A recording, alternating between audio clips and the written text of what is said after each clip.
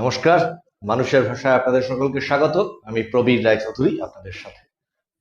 দিল্লির যন্তর মন্তর এবং সেখানে যে উত্তাল পরিস্থিতি গত কয়েকদিন যাবৎ দেশের মানুষের সাথে আমরা সকলে সাক্ষী থাকছি, সেটা কি শুধুই মাত্র নিট এক্সামের পেপার লিক সেটির বিরুদ্ধে প্রতিবাদ এবং সেটি নিয়ে সোনাম ওয়াংচুক তার অনশন কর্মসূচি এবং শিক্ষা সংক্রান্ত বিভিন্ন রকমের পরিশুদ্ধিকরণের দাবির মধ্যেই সীমাবদ্ধ, নাকি এর সাথে জড়িত পিছনে অনেক বড় কোনো বিদেশি শক্তি এবং তার সাথে আমাদের এই দেশের অনেক অনেক রাজনৈতিক দল যারা সেই বিদেশি শক্তির মদতে এই দেশের রাজনৈতিক স্থিতিশীলতাকে নষ্ট করতে চাইছে?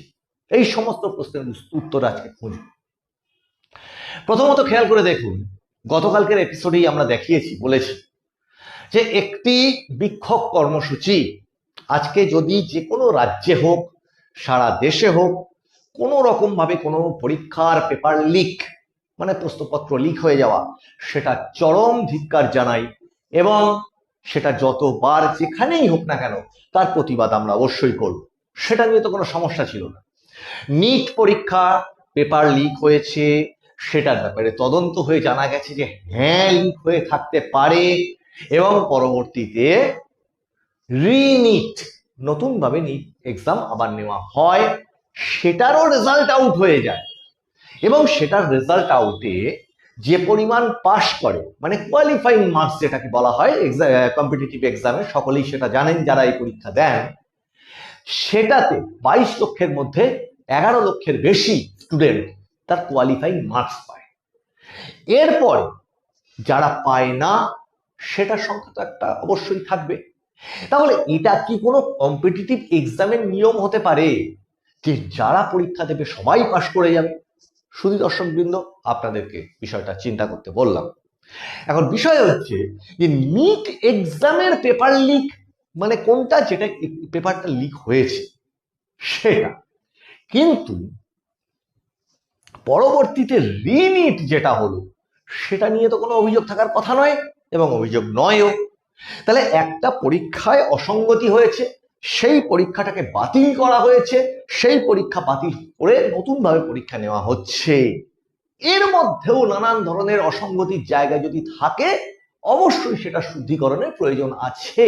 সেই সিস্টেমটার মধ্যে যদি থেকে থাকে, সেটা একদম আইন আদালত তদন্তের বিষয়। কিন্তু খেয়াল করুন শুধু দর্শকবৃন্দ, প্রথমবারে নিট পেপার লিক হওয়ার পর আবার যখন রিনিট ঘোষণা করা হলো, মাঝখানে অনেকটা সময়, তারপরে রিনিট ঘোষণা করবার পর তার রেজিস্ট্রেশন প্রসেস এবং তার পরীক্ষা এবং তার পরীক্ষার পরে তার রেজাল্ট আউট হওয়া, মাঝখানে এতটা দিন কিন্তু চলে গেছে, তখন কিন্তু এই সমস্ত কিছু হয়নি। এই ধরনের এজিটেশন, এই ধরনের প্রতিবাদ কিন্তু তখন এই মাত্রায় কোথাও হয়নি। এবার আসুন যে প্রশ্নটার দিকে আমরা নজর রাখছি, যে এর সাথে কি কোনো বিদেশি চক্র জড়িত আছে, বিদেশি শক্তির কোনো হাত আছে? আমরা মানে পশ্চিমবঙ্গের যে ভোট তার আগেই আমরা দেখেছিলাম যে এখান থেকে ইউক্রেন, মার্কিন যুক্তরাষ্ট্র, বিভিন্ন তাদের চর যারা এজেন্ট বলা হয় বা স্পাই বলা হয়, তারা ধরা পড়েছিল। রিসেন্টলি নেপাল সীমান্ত থেকে ধরা পড়েছে এবং এখান থেকে যারা ধরা পড়েছিল তারা নাকি আবার মায়ানমার পর্যন্ত যেত ড্রোন প্রশিক্ষণ দেওয়ার জন্য। তাদের কাছ থেকে বিভিন্ন রকমের নথিপত্র পর্যন্ত উদ্ধার হয় দেশের সুরক্ষার কারণে। যে কোনো সংবাদ মাধ্যমের, দায়িত্বশীল সংবাদ মাধ্যমের উচিত এর থেকে বেশি আর বেশি না এগোনো বা না বলা, সেটা যতই সে কিছু জানুক আর না জানুক। কিন্তু এটা তো পরিষ্কার যে মার্কিন স্পাই, ইউক্রেনের স্পাই, বিদেশি স্পাই, তার সাথে যদি যোগ দেন এর আগে আল কায়দা, আইসিস, হিজবুল মুজাহিদিন, এই ধরনের জঙ্গি পশ্চিমবঙ্গের মাটি থেকে যেমন তেমনি সারা ভারতবর্ষের অন্যান্য জায়গা থেকেও তারা ধরপাকড়ের মাধ্যমে ধরা পড়ে, এটা নিয়ে তো কোনো সন্দেহ নেই। এবার খেয়াল করুন যে দিল্লি জুড়ে ওই সোনাম ওয়াংচুর অনশন পরবর্তী অংশটাতে অনশন করলেন, অনশন থাকাকালীন সুপ্রিম কোর্টের একটা অর্ডার ছিল যে যাতে তাকে শরীরের কোনো স্বাস্থ্যের অবনতির আগে তাকে চিকিৎসার ব্যবস্থা করতে হবে, এবং দিল্লি পুলিশ সেই ব্যবস্থা নিয়ে তাকে তার রত অবস্থা থেকে তুলে মেডিকেশনের বা চিকিৎসার ব্যবস্থা করেন। তারপর থেকে অবস্থাটা কোন জায়গায় খেয়াল করে দেখুন। আপনাদের এই স্ক্রিনের ওপরে যে দৃশ্যগুলো আপনারা একের পর এক দেখতে পাচ্ছেন, এগুলো কি কোনো নিট পরীক্ষার্থীর প্রতিবাদ হতে পারে? এর ফলে যে পরিমাণ অরাজক পরিস্থিতিটা তৈরি হচ্ছে, যে ধরনের স্লোগানগুলো উঠে আসছে সেখান থেকে রাষ্ট্রীয় সম্পত্তি যেভাবে নষ্ট করা হচ্ছে, ধ্বংস করা হচ্ছে, সেগুলো কি কোনো সভ্য সমাজের, কোনো স্টুডেন্ট মুভমেন্টের এই ধরনের প্রতিক্রিয়া হওয়া সম্ভব যদি তার পিছনে কোনো রকম অন্য কোনো মদত না থাকে? আচ্ছা, ছিল তো নিট পরীক্ষার প্রশ্ন লিকের বিষয়, সেখানে ভারত মাতার পিতাকে এই ধরনের স্লোগান করবার কি প্রয়োজন আছে? সেখানে আজাদ কাশ্মীর মাঙ্গে আজাদি, 370 ধারা পুনরায় লাগু হোক, এই ধরনের কর্মসূচি বা স্লোগানগুলো দিচ্ছে যারা, এইটার সাথে সেটা কি মিল খায় কোনোভাবে? আর এই যে অরাজক পরিস্থিতিটা আপনারা দেখতে পাচ্ছেন, যেখানে এমনকি সোড হাতে নিয়ে পর্যন্ত একটা গোষ্ঠী চলে এসেছে, এটার পিছনে কারণটা ঠিক কোথায়? আর এটা তো বলতে বাধ্য হচ্ছে যে অরাজক পরিস্থিতি এদের মাধ্যম দিয়ে সারা দেশ দেখছে, একটু ঠান্ডা মাথায় যদি ভাবা যায় যে এরা কি ডাক্তার হওয়ার মতো একটা নোবেল প্রফেশন এই অরাজক পরিস্থিতি যারা তৈরি করে, তারা কি সেটার যোগ্য? এটা একটা বড় প্রশ্ন উঠে আসছে। এবার আসছি আসল জায়গাটাতে। খেয়াল করে দেখুন, এই ঘটনাগুলো ঘটবার সাথে সাথে একটা তথ্য, যেটা অনেক সংবাদ মাধ্যম দেখিয়েছে কিনা জানি না, কিন্তু আমরা আপনাদেরকে দেখাচ্ছি যে মার্কিন কনসুলেট কনসুলেট যেটা আছে আমাদের ভারতবর্ষে, সেখান থেকে, ভারতের যে মার্কিন দূতাবাস, সেখান থেকে একটি নোটিশ জারি করা হয়। সেই নোটিশটাতে 17 তারিখের সেই নোটিশে আশঙ্কা প্রকাশ করা হয়, স্থান কাল হিসাব করে বলে দেওয়া হয়, মার্কিন নাগরিকরা যেন ওই দিন ওই জায়গাগুলোতে কোনো কারণে ভ্রমণ না করেন। খেয়াল করে দেখুন সুধী দর্শকবৃন্দ, তাহলে কি আগে থেকেই এরা জানতেন যে এখানে এইরকম অরাজক পরিস্থিতি তৈরি হবে?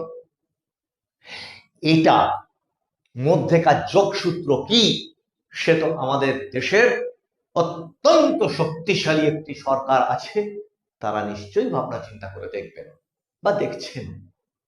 কিন্তু এর সাথে এর পিছনে জড়িত একটা যে অংশ, সেটাও কিন্তু আপনাদেরকে এর আগে আমি গত এপিসোডে তুলে ধরেছি। সেটা হচ্ছে এই বর্ষাকালীন পার্লামেন্টের যে অধিবেশন, এই অধিবেশনে যে বিলগুলো আসতে চলেছে, সেই বিলগুলো কিন্তু এই দেশ বিরোধী শক্তি এবং তাদের যারা সমর্থন করে এই ধরনের রাজনৈতিক দলগুলোর অত্যন্ত অস্বস্তির জায়গা তৈরি করতে পারে। প্রথমত, এক দেশ এক নির্বাচন। একটি জায়গায় নির্বাচন হলে, যেমন ধরা যাক এই পাঞ্জাবে বা ধরুন উত্তরপ্রদেশের নির্বাচন সামনে আছে, এই ধরনের দিল্লির একটা অরাজক পরিস্থিতির পার্সপেক্টিভ তৈরি করে সেখানকার মানুষদের প্রভাবিত করা তখন আর চলবে না। সারা বছর ধরে এখানে একটা নির্বাচন, ওখানে একটা নির্বাচন, ওই নির্বাচনের ওই ঘটনার প্রভাবকে আর একটি জায়গাতে উপস্থাপন করে সেখানকার ন্যারেটিভ তৈরি করে সেই ইলেকশনটাতে অ্যাডভান্টেজ দেওয়া। এক দেশ এক নির্বাচন হলে সেই রাস্তাটা থাকবে। 2 নম্বর, এফসিআরএ তো বুঝতেই পারছেন যে বিদেশি বিপুল পরিমাণে ফান্ড আসে অনুদান হিসেবে। এখন সেই অনুদান, তার উপরে অনেকগুলো শর্ত অলরেডি অমিত শাহের দপ্তর, স্বরাষ্ট্র মন্ত্রক বসিয়ে দিয়েছে। সেটা বিল আকারে এবার যদি পাস হয় পার্লামেন্টে, এক তো খ্রিস্টান মিশনারিজের যে ফান্ড বিদেশ থেকে আসে সেই ফান্ড, এটা ভুলে গেলে একদম চলবে না যে সোনিয়া গান্ধী তিনি নিজে বিদেশিনী, তিনি ইতালির একজন কি বলবো ক্যাথলিক খ্রিস্টান, এবং এর সঙ্গে আমরা যোগসূত্র খুঁজতে যাচ্ছি না, দেশের মানুষজন যোগসূত্রটা বছরের পর বছর ধরে খোঁজেন কিন্তু। এবং ইউপিএ আমলে কতগুলো কেলেঙ্কারি কংগ্রেসের দ্বারা, কংগ্রেস লেড গভর্নমেন্টের দ্বারা ঘটেছে সেটা সবাই জানে। এবং এই এফসিআর আইনটার মধ্যে কিন্তু, বিলটার মধ্যে কিন্তু একটা অংশ থাকছে যে কোনোভাবেই কোনো ধর্মান্তরকরণের প্রচেষ্টা চালানো যাবে না। এবং আগে যেটা ছিল, একবার এটার অনুমতি পেলে সারা জীবন ধরে সে অনুদান চলতে থাকবে, এবারে কিন্তু সে রাস্তাটাও আর থাকছে না। এবারে কিন্তু 5 বছর অন্তর সেটাকে রিনিউ করতে হবে। পাশাপাশি আপনি চলে আসুন ডিলিমিটেশন। ডিলিমিটেশন হওয়ার পরে যে জায়গাটা দাঁড়ান, সেটা নিয়েও এই সমস্ত রাজনৈতিক দলগুলোর অনেক অনেক অস্বস্তি আছে। কারণ পুরনো ইকোসিস্টেমের মাধ্যম দিয়ে একটি নির্দিষ্ট এলাকার ভোটকে কন্ট্রোল করে ভোট লুটের যে অভ্যাস, সেই অভ্যাস তাদের ছাড়তে হবে, কারণ এলাকা পাল্টে যাবে। এর সাথে তো অবশ্যই সংখ্যাগরিষ্ঠতা পাওয়ার সংখ্যা তত্ত্ব, সেটা ভীষণভাবে জরুরি। এবং সেই সংখ্যা তত্ত্ব, সেই এলাকার ডেমোগ্রাফি থেকে উঠে আসা ভোটের রেজাল্ট, সেইটার সঙ্গে ওতপ্রোতভাবে জড়িত। সঙ্গে যদি এই আইনগুলোর সাথে যদি এটা ভাবেন যে মানে নারী শক্তি বিল যেটা ছিল, উমেন রিজার্ভেশনের যে বিলটা ছিল, সেই বিলটা এই ডিলিমিটেশনের সঙ্গে জড়িত, এক দেশ এক নির্বাচনের সঙ্গে জড়িত। কারণ পার্লামেন্টে যে সিট সংখ্যাটা হবে তাতেই তো নারীদের যে সংরক্ষণ করবার কথা, সেটার কথা উল্লেখ করা রয়েছে। শুধু শুধু তো নারী সংরক্ষণ বিল পাশ করানোর কোনো সেইভাবে উদ্দেশ্যের জায়গাটা, যদি ডিলিমিটেশন হয় তাহলে যত সংখ্যক আসন বাড়বে, নারী সংরক্ষণও তত বাড়বে, নারীদের প্রতিনিধিত্ব তত বাড়বে পার্লামেন্টে। দুটো উদ্দেশ্য সুন্দর এবং শুভ উদ্দেশ্য। তাহলে এই সমস্ত কিছুর বিরোধিতা কারা কারা করেছে? এই সমস্ত কিছুর বিরোধিতা এই কংগ্রেস দল করেছে, এই সমাজবাদী পার্টি, এই তৃণমূল কংগ্রেস এবং উদ্ধব ঠাকরে সহ যারা যারা, বিহারে তেজস্বী যাদব, এরাই তো করেছে। এবং ভুলে গেলে হবে না কেজরিওয়ালকে, তার সামনে কিন্তু নির্বাচন রয়েছে পাঞ্জাবে। তাহলে এই পুরো ঘটনাটা যে ঘটে চলেছে, সেইটা অভিজিৎ দীপান তিনি সিজেপির যেমন প্রতিনিধি হিসেবে আন্দোলনটাকে লিড করেছিলেন একটা সময় পর্যন্ত, সোনাম ওয়াংচু যে উদ্দেশ্য নিয়ে আন্দোলনটা করেছিলেন, এই মুহূর্তে আন্দোলনটা কি আর সেই জায়গায় আছে? এইটা হচ্ছে খুব বড় জায়গা। তাহলে কেজরিওয়াল তার মধ্যে ঢুকে পড়া, রাহুল গান্ধীর এসে সেখানে এজিটেশনে অংশ নিয়ে তার পরবর্তী নানান ঘটনাবলী, সেগুলো তো আপনারা দেখছেন। এগুলোর মানেটা ঠিক কি এবং এর সাথে নিটের যোগসাজশ কত? একটা কথা ভুলে গেলে হবে না শুধু দর্শকবৃন্দ, সংবিধান সংশোধনের যে বিল, সেটা পার্লামেন্টের সংখ্যা যেমন একটা বড় বিষয়, তেমনি সংবিধান সংশোধন করতে গেলে কিন্তু পার্লামেন্টের ফুল হাউসের একটা শান্তিপূর্ণভাবে সেখানে বসে সেই বিলটা পাশ করবার একটা ব্যাপার থাকে।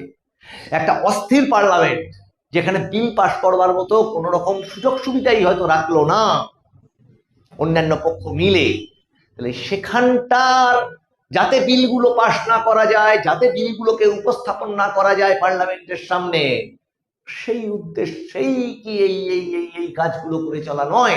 এই প্রশ্নটা অনেকের মতো আমাদেরও থাকলো সুধী দর্শকবৃন্দের কাছে। এক তো বিদেশি শক্তি সর্বক্ষণ আমাদের এই দেশের বিভিন্ন জায়গায় বিভিন্ন রকম কর্মকাণ্ডে আমরা এত বছর ধরে দেখেছি সক্রিয় থাকে। সেটা কখনো কাশ্মীরে থাকে, কখনো এই পশ্চিমবঙ্গের মাটিতে থাকে, যে যে চক্রান্তকে এই পশ্চিমবঙ্গের রাষ্ট্রবাদী মানুষজন উপড়ে ছুঁড়ে ফেলে দিচ্ছে এবারের ভোটে। কাজে পার্লামেন্ট নতুন সমীকরণ তৈরি হয়েছে, কিন্তু এই যে বিলগুলো, এই বিলগুলো কিন্তু ওই টুকরে টুকরে গ্যাং যারা দেশকে টুকরো করতে চায় এবং বিদেশি অনুদান নিয়ে বিদেশি প্রভাবের দ্বারা প্রভাবিত হয়ে তাদের এজেন্ডাকে ফুলফিল করবার জন্য চেষ্টা করে বিভিন্ন রাজ্যে, আজ তারা আর ক্ষমতাতে নেই। কিন্তু কেন্দ্রে এই বিলগুলো পাশ হয়ে গেলে এদের একটু অক্সিজেন নিয়ে এরা নড়াচড়াটা করে, সেটাও শেষ হয়ে যাবে। ফলত এই সমস্ত কিছুর জন্যেই এবার এই অরাজক পরিস্থিতি তৈরি করা দিল্লির বুকে, রাজধানীর বুকে। এই সমস্ত প্রশ্নগুলো তো থাকছেই সুধী দর্শকবৃন্দ, এবং সেটা কিছুটা হলেও যে সত্যি তার প্রমাণ তো এই এপিসোডেই আপনারা পেলেন। সুধী দর্শকবৃন্দ, আপনাদের এই এপিসোডগুলো ভালো লাগলে লাইক, শেয়ার, কমেন্ট করুন, সাবস্ক্রাইব করুন এবং নোটিফিকেশন অন রাখতে ভুলবেন না। হাত খুলে কমেন্ট লিখুন, একটু শেয়ার করুন। আর আপনাদের সঙ্গে আবার দেখা হচ্ছে সামনের এপিসোডে। আপনারা নজর রাখুন মানুষের ভাষার পর্দায়, কারণ মানুষের ভাষা সবার মনের কথা বলে। বন্দে মাতারাম, নমস্কার।